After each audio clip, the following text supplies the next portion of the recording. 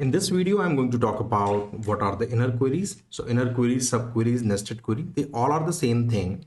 What is the importance of inner queries? Sometimes you want to have it in the select statement and sometimes it works as a where clause. So if we go with an example, let's have a look.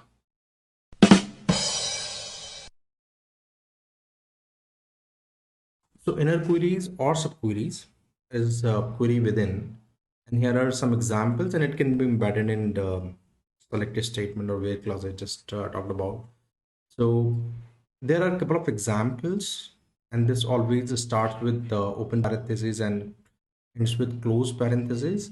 And this is one example where it is with the uh, on Scott EMP table where employee number. So basically what we are trying to do here, we are just trying to do the employee number check in a list, and that list is populated by this inner query. So you would notice that in this inner query, we are taking a list or result set of just employee number column from Scott EMP table with the same table and where department number is 10.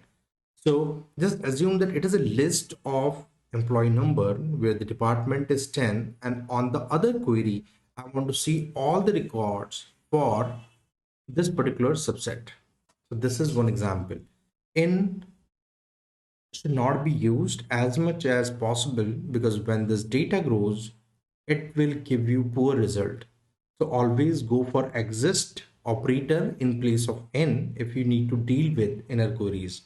So this is to rewrite the same queries in a different manner. Here I'm running this Scott EMP where I'm checking exists. So what exists? Check if there is any record. If there are any record with this condition, then this data will return.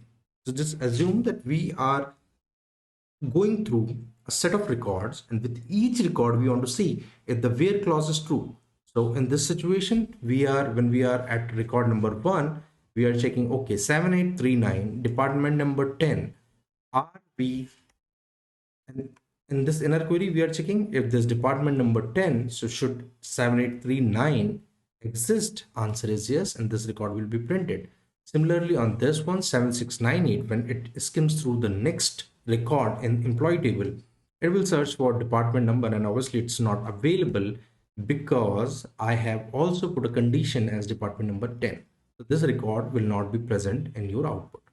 So that is the use of exist. It is always better in performance than in statement or in operator. Now, another use case of inner query could be with select statement. So in this example where I'm just trying to run, it's called EMP. I want to see, because employee table does not have the department name, but somehow if I want to print the department name from another table, so I can do a dynamic lookup on this table, select p.dname from scott.department, b where department numbers are matching. So with this key, I should be able to pick the department name and should be able to print. Now let's look at how this data is executed. So this is our first query. You can see that this data with department number 10, and I explain about this query, so I will not redo the same thing. You can rewind this a little bit and look at what I explained. And this is another query where same result set can be achieved using exist, which is better in performance. So that's another, that result set did not change, which means it returns the same number of records. The third with using inner queries in the select statement. So in this example, I'm just populating dname, which is not from employee table at all, rather than it is from department table, and it is a column dname. I used b as an alias for specifying the department, and I'm joining is based on department number. So what are joins, I'll explain in the next videos, but here you can see that it can be used as an inner query in the select statement. So pretty much this was very useful. I was able to talk about in operator, exist operator while explaining inner queries. Do the practicals. Let me know in case you have any issues in implementing it.